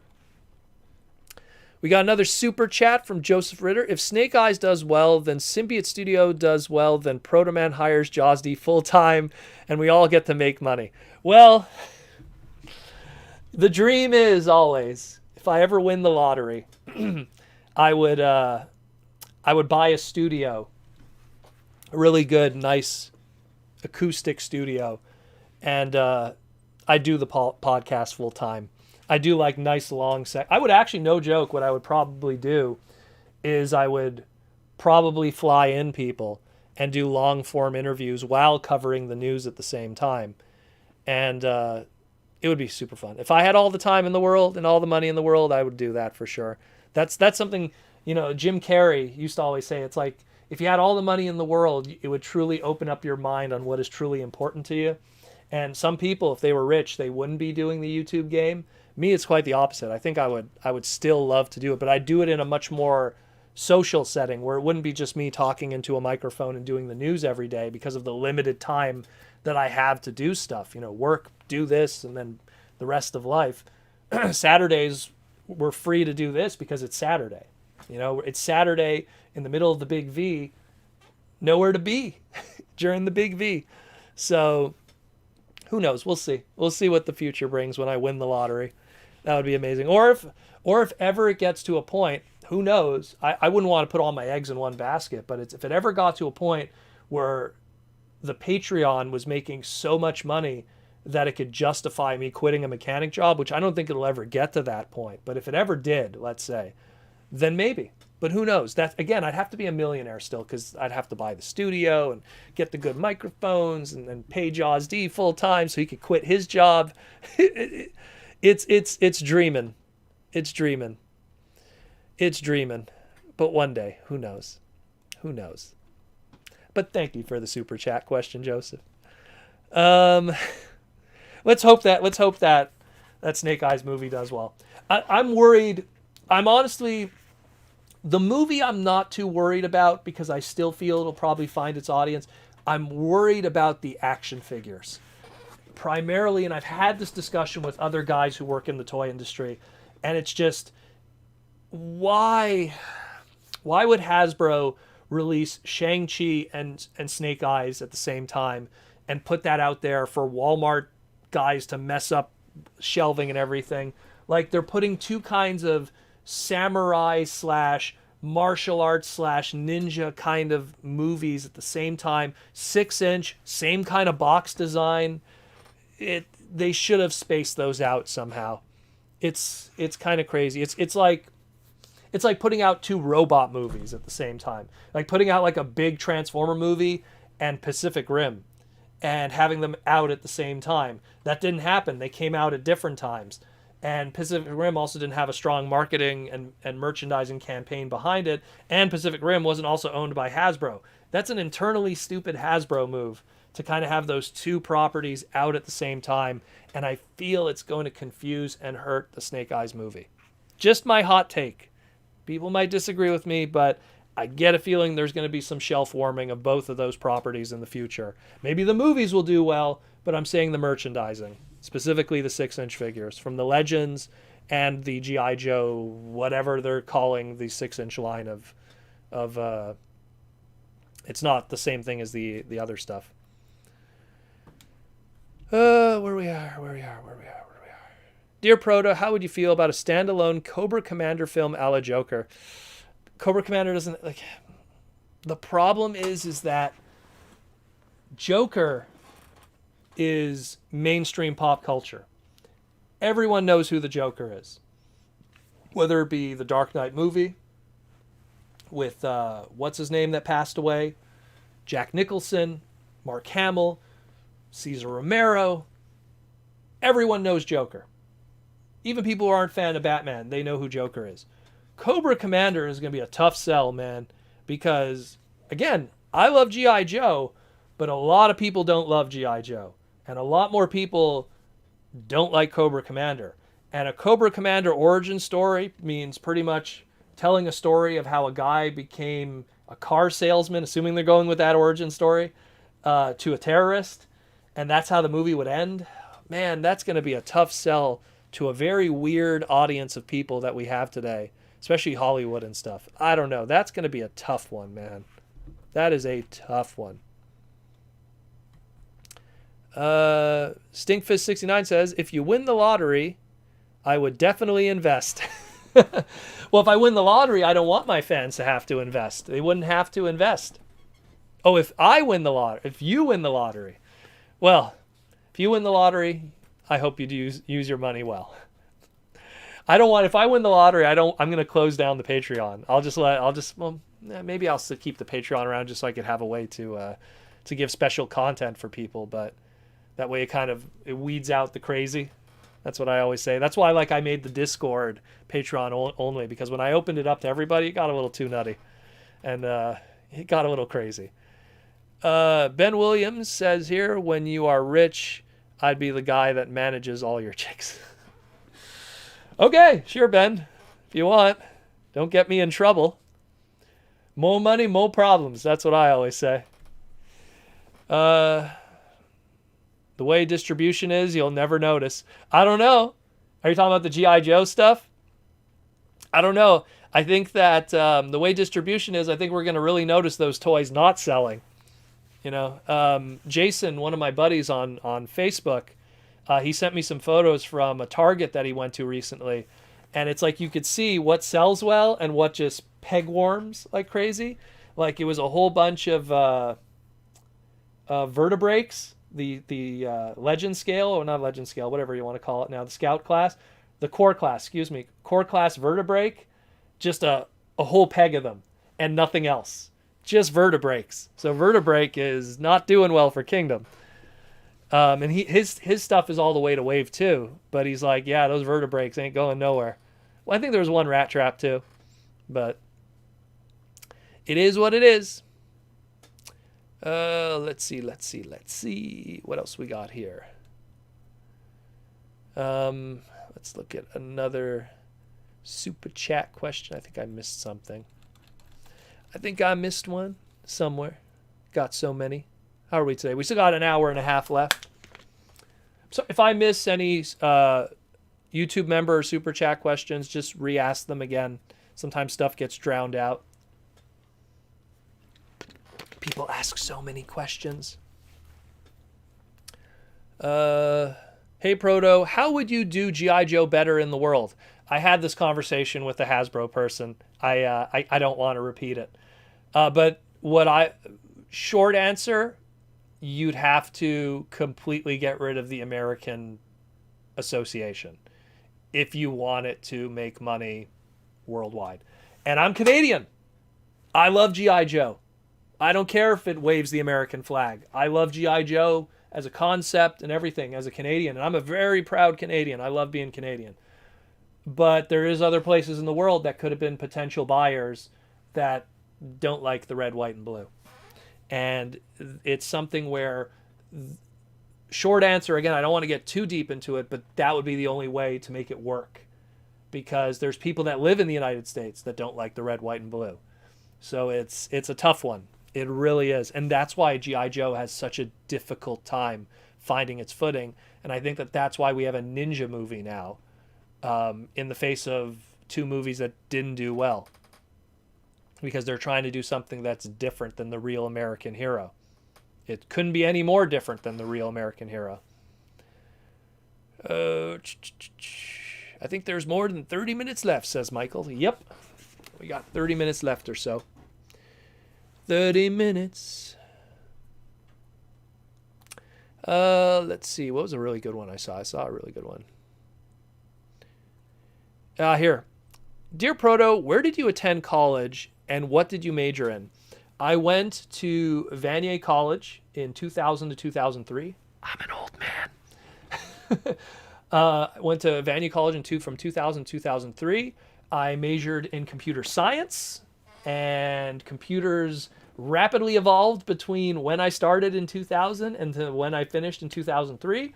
When I graduated in 2003, computers were very different afterwards, and the college offered all of us graduates, if they wanted to reapply, and books would be cheaper for us and stuff. College is expensive, let me tell you. College is ridiculously expensive. And at the time, in 2000, 2003, I was also tuning cars and street racing and stuff. And I've literally said to my parents, it's frustrating because going into any job that I get with computers, they're already looking at the newer graduates because they'll have the newer stuff and they're going to not want to hire us because we're going to have long-term expectations of better pay. It's complicated finance stuff, but the long story short, wasn't worth it to follow computers. My dad's like, why don't you go into car mechanics? They don't change as much as everything else. You love cars. You fix cars already on your own. Why don't you do? And I did that. Then after that, went into a mechanic program at Laurie McDonald Tech. Went into that. Was a 1.5-year program. I aced it. Didn't have to worry about any of that. Got a job. Own a house. Own cars. So my story, and it's not everyone's story, but college didn't work out for me, and because I didn't invest in college, I didn't get put in debt. I went into a technical program, which was ridiculously cheaper, and found success in it and made tons of money. Now, this is not everyone's story, but it was my story. I'm not saying college doesn't work, but I'm just saying it didn't work for me. And I graduated. Just the industry wasn't good around that time. That was like Windows 98 going into Millennium with XP, and there was like, C plus was a mess, and there was just a whole bunch of stuff going on. It was not a good time to get into computers because everything was changing so rapidly at that time. Who knows? Maybe I would have found success in it and made money, but I made really good money as a mechanic too. So, and I'd have zero debt. So who knows how it would have worked out in an alternate timeline where I was programming video games or something. Let's see. Yep, G.I. Joe was branded in the UK. Yes, it was called Action Force. It had a different intro, too, for the movie. Let's see here. Tom Laney says here, I have been seeing Beast Box toys that would be pretty cool if they would be mainstream. Yeah, I've seen, I think, who is it that was talking about them? I think it was P.A. that was talking about them. They look pretty cool. There's a lot of that kind of like not Transformer kind of product that, you take the limitations of something, you see how it could look at Bakugan. Take a sphere, how does it transform in many different ways, especially auto-transforming, which is an extra element. Michael Koo says G.I. Joe has already failed, mainly due to Target exclusives. Well, that's a whole other kettle of fish to get into. That's a whole other story. Where are we at here? At this point, G.I. Joe is a dead franchise. I wouldn't say dead. A dead franchise is Cops. Is, stuff that the IP is doing zero. Like I wouldn't even call He-Man it. Like, He-Man's not a dead franchise. Even stuff like Ninja Turtles and all these, they're not dead franchises. And I wouldn't say G.I. Joe is because they're putting out product and people are buying it. They're scalping it even. They're putting out comics and people are reading them. And they're still doing movies. So it's still not a dead franchise. Dead franchise is Cowboys of Moo Mesa. King Arthur and the Knights of Justice. Cops Fighting Crime in a Future Time. Mummies Alive. Those are dead franchises. Those are franchises that nothing is coming out. So those are dead franchises. I'm trying to think of some 2000s dead franchises. What was it? Spider Racers? I'm trying to think of a weird one. Weird CG shows. Let's see. What else? I personally think that Hasbro can reboot G.I. Joe with another property that it owns, a.k.a. Mask. Yes. Mask is G.I. Joe at Transformers. That's what I've always said. Ben, do you have a clown cousin that bangs out dents for your baby? A body shop guy? No. We have a body shop guy named Vahan, and he's a good dude. Shout out to Vahan, who has to fix many BMWs that were bashed up in our crazy Quebec weather. Andy Davis wants to know, Joe collectors are crazy. The brand isn't dead until they are. Yeah, that's true. Dead franchise is Galaxy Rangers. Yeah, that's another one. Had a toy line, had some minor merchandising, had a DVD box set put out, had a TV series. It's all dead. Great series. Great series, but dead. Eric says here, let's read what Eric has to say. They should rebrand G.I. Joe with them all being UN military and be more global. Well, that's kind of it. It's something where they really got to, oh man, it's got nose tickled there for a second. Hold on. Woo! They really got to go like an international angle. They have to. And I mean, G.I. Joe already was that to begin with. But they really got to double down on it. And some people might not like it. They might argue it. Oh, diversity and stuff like that. G.I. Joe always had diversity. It's the name of the game, man. But it's really something that's they're going to have to reinvent the wheel. And even then they could reinvent the wheel and still people might not like it. Because the sad truth is, and I said this last week, is that G.I. Joe, I'm scared that G.I. Joe is going to suffer the fate of Dick Tracy, of the Phantom, of Flash Gordon, Buck Rogers. These franchises that are from the 50s and the 60s and the 40s that just can't survive today, that just don't have a place anymore, no matter how many times you do it. But yeah, we got a super chat question from Michael. What are your thoughts on the Monopoly Transformers game? I think I talked about that in one of the past streams. I talked about how they changed it up and it's very different now, and the spots are actually good this time around. It's not like, hey, you could own Unicron or you could own the Nemesis. Like they actually have like good spots. I have one of the Monopoly Transformer ones. I think it's one of the first versions. I've never finished a game of Monopoly in my entire life. It's always we start playing, and then 3 hours into it, we start trying to buy out each other, and it just never works out. My favorite board game, like traditional board game that like you could get, like let's say at a Toys R Us or something, is probably Risk. I love Risk. Guess Who is another good one. They never did a Transformers Guess Who. They did a Marvel one. I wonder if they could do a Transformers Guess Who. Does your robot have green antennas? Does your robot have a red visor? Is your robot a Decepticon? That'd be pretty cool. Get on that one. Because if Guess Who was able to do a Marvel one, they could probably do a Transformer one. I just gave a free idea to Hasbro. Where are we at? Let me see. Stratego. Yeah, that'd be a good one too, Tom. Transformers Stratego. I have the Transformers Risk. It's not that good. And I love Risk.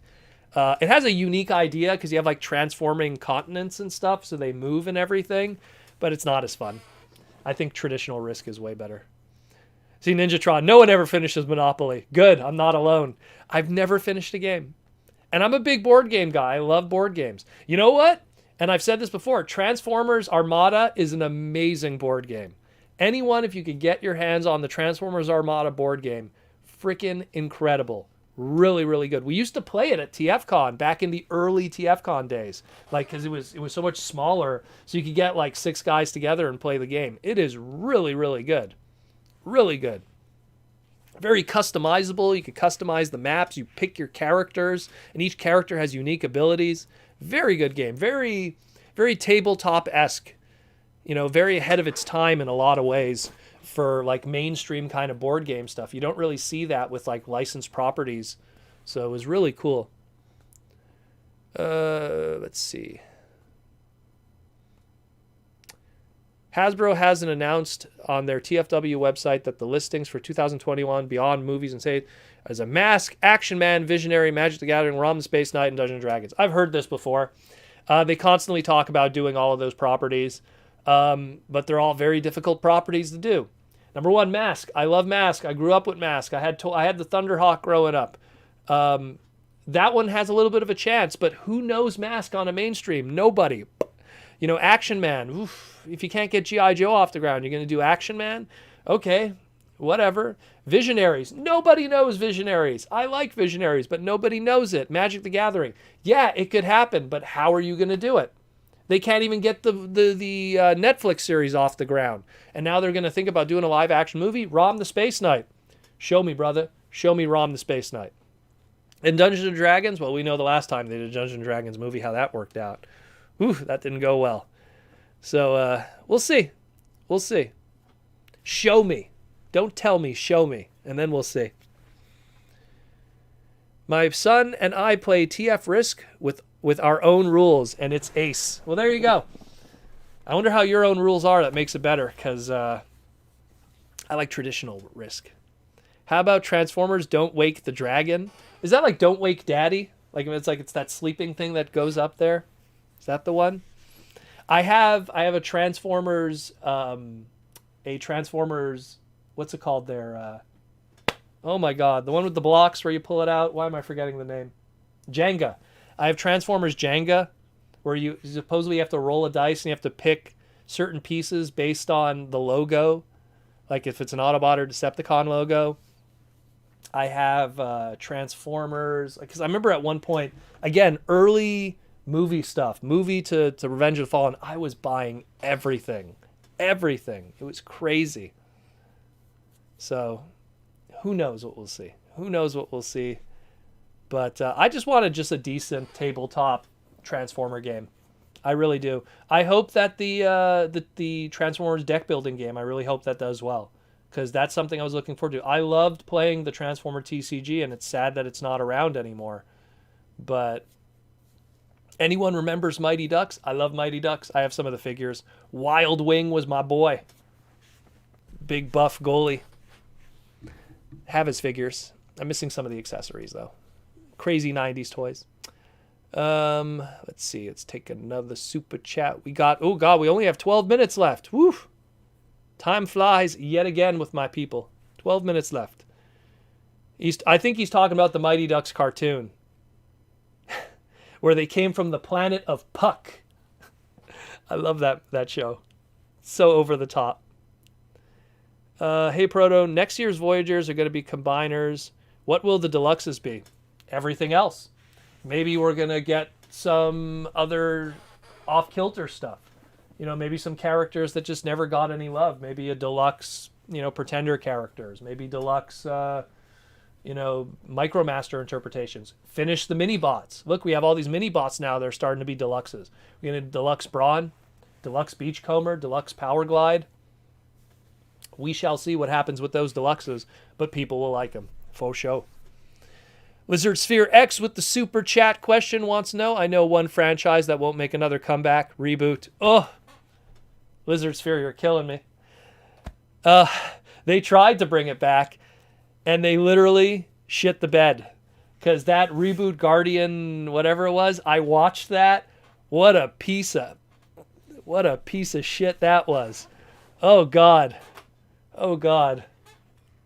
I would have, no joke, if you would have hired me to work on Reboot and someone would have brought that to me, I would have fired everybody and then worked something out with the Canadian government to have those people exported from my country. Because I would have been like, who are these people that ruined the amazingness of Reboot? Oh, man. Oh, man. Double Dragon needs a comeback. Funny you mentioned that. Limited Run Games right now has Double Dragon Neon, which was the reboot that they tried, which was an amazing game, by the way, is on Limited Run Games, and you can pick it up. And I think the window is only for like a week or so to pick it up. Double Dragon still has new games coming out every so often because the company that owns the rights to it still does stuff with it once in a while. So, and Double Dragon's awesome. Double Dragon Neon was an incredible game and is a great two-player co-op beat 'em up with a friend. Great game. Didn't do as well as I'd hope it would do, but I loved it. Me and Jaws D played the hell out of that. Hey, Proto, do you think the collector-oriented packaging we've seen with Siege is the main contributor to some recent price increases? If anything, I'll tell you this right now, with the case of Kingdom, they're making packaging that's actually cheaper than before. So packaging has nothing to do with the price increase. If anything, Hasbro is trying to make packaging cheaper so they save money.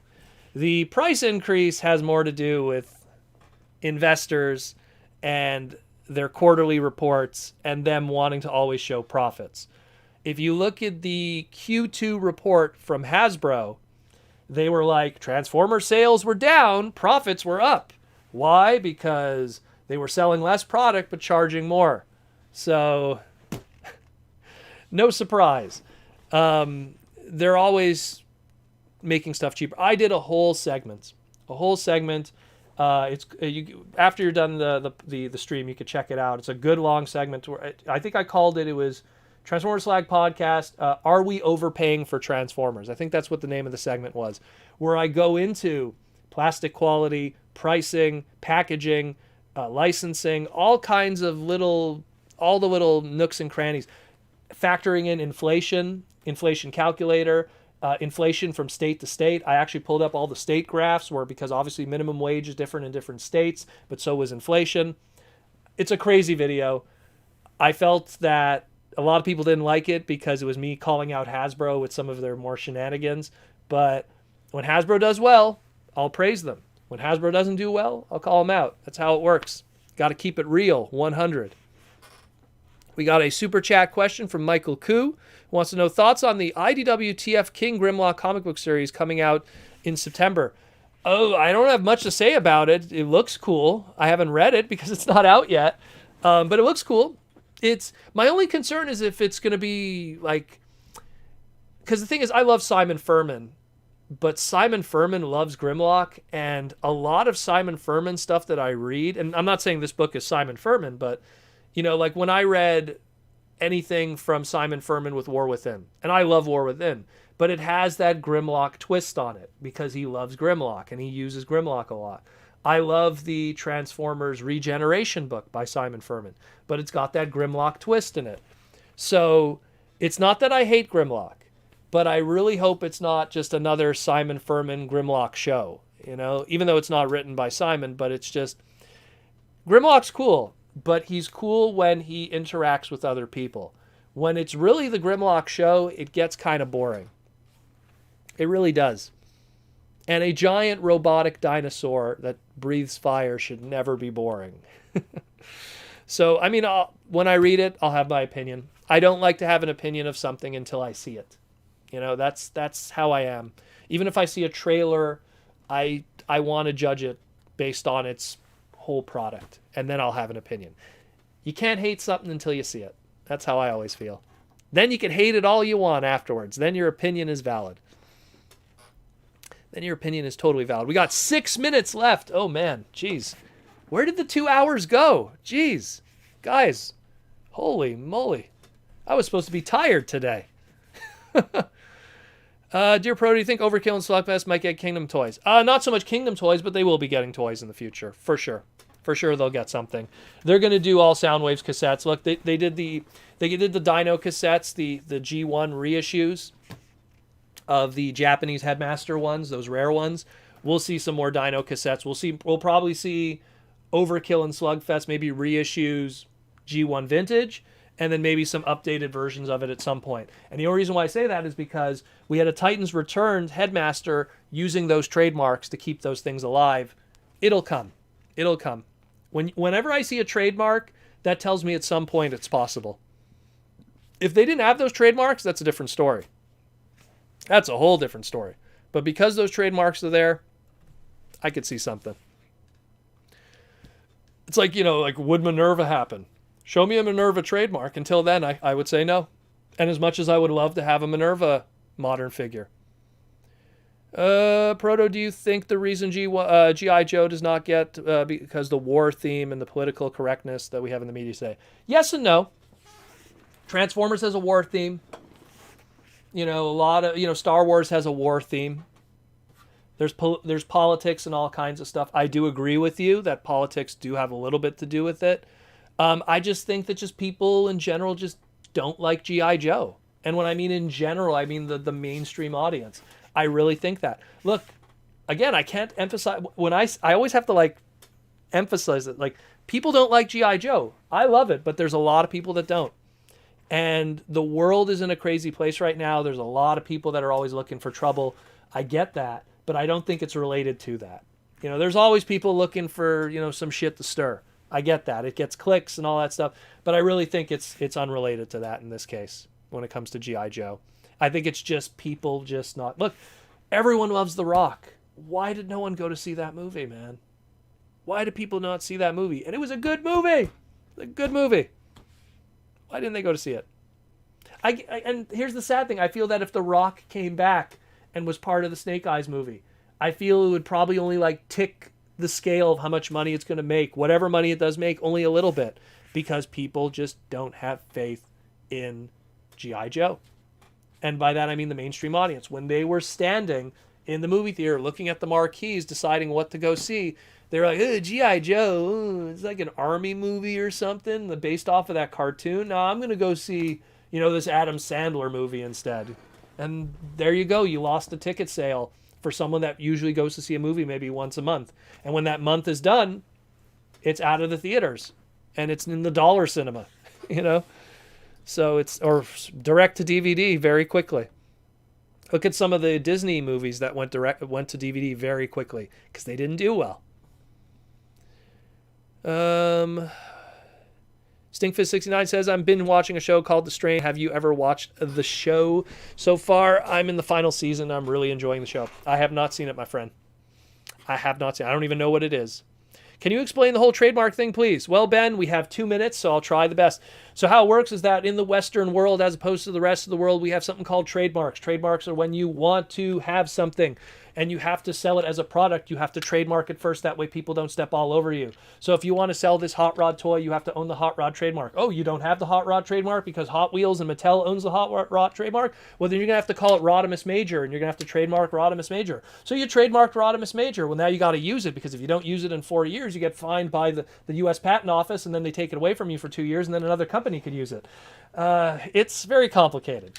But at the end of the day, trademarks, in my opinion, are a crystal ball into knowing what Hasbro will do. Because if they keep a trademark and register a trademark, they're going to use the trademark. If they keep Overkill and register Overkill, they're going to use Overkill. If you don't see Bludgeon anymore, and they don't have Bludgeon trademarked, and they don't use Bludgeon, they're not going to make a Bludgeon. That's the short of it, pretty much. Time. And breathe. And breathe. Woo! Man, we went by today quickly. I'll take one last non-super chat question. One last non-super chat question to the fans. Let's do... I saw one here. Proto, is there going to be a Shattered Glass 86 Wreck-Gar? I think they're going to use that Wreck-Gar mold like crazy. And because historically that character now has a Shattered Glass version because of the Bakon one, I have the whole set of them over there. That was a weird year. That one. But because there's history with that, sure. Shattered Glass opens up the doors to all kinds of repaints. And if you know Hasbro, with Generation Selects and everything, they love those repaints. And you know what's the best part about Shattered Glass repaints in general? They don't require retooling. Sure, we're getting retooling, which is actually nice. I'm surprised that we're getting that. But at the end of the day, I really feel that we're going to see a lot more from Shattered Glass in the future, just because it's such easy money for Hasbro. And if people are buying it, if it's doing well, then they'll continue. I don't know what the numbers are on Shattered Glass. Did Blur sell well? Did the pre-orders for Megatron sell well? That I don't know. But if they did sell well, they'll continue it, and something like Wreck-Gar will totally happen. John Machida can't compare with Proto Man. Nah, I sat next to John for like a couple hours at TFCon one year. That dude is fast. That dude is ridiculously fast. He was doing his little shtick for a lot of people right next to me, and I can't touch that. I can't. Anyways, guys, we are done tonight. That is everything. Thank you, everyone who came by today for the stream. I think we topped out at about 160 today. A little less than normal, but we all have lives, and I don't blame you. You could always catch it in replays. I know some of my international guys, they could only watch it when I upload it later in replays. But thanks, everyone who came live to watch the stream, who came to ask questions. Once again, if you want to support the podcast and all the craziness we do over here, join the Patreon, patreon.com/Protoman. Or if you don't want to do the Patreon thing, we have the YouTube membership thing. You get different benefits, different stuff here and there. Anyone who joins the YouTube membership thing, try to contact me through YouTube so I could put your name in the credits. I have to chase people with that one because YouTube doesn't give me a way to communicate with you guys. I wish they would do that. I want to be able to communicate with you dudes, and it's very difficult. Where Patreon, at least, I have a messaging system so you guys could contact me if you have questions. I usually suggest Patreon more because of that over YouTube, personally. That's just my take, but both of them are good. But from a communication standpoint, if it's harder to get a hold of you, but at least when I get a hold of you, then I can bring you to the Discord and you could contact me there or something. So either way, hope everyone learned something today. That's the point of this podcast. I want to teach you guys about this crazy hobby and everything else in the geek world. That being said, thanks everyone who came. Thanks everyone who wished happy birthday. think someone else's birthday is today too. I forget whose. I just wanted to say one last thing before we go. A couple of days ago, the original voice actor of the 1967 Spider-Man passed away. Really sucks. So I just want to just give a shout out to him too and his family. Dude was 91 years old or 90 years old. Paul Scholes. And he was awesome. I got to meet him at Action Figure Expo. And the dude at the time was 89 years old. And he was sharp as a knife. Really cool dude. I posted an image of me with him. And I got a cool autograph. Friendly neighborhood Spider-Man. Just wanted to say that too because he was a really cool dude. And he was my Spider-Man growing up. He was a Canadian too. He was born in Toronto, grew up in Toronto, did voice acting in Toronto, and spent the rest of his life in Toronto. So he was a really cool dude. So anyways, thanks everybody for coming. Take care. And as always, take care of yourself and roll out.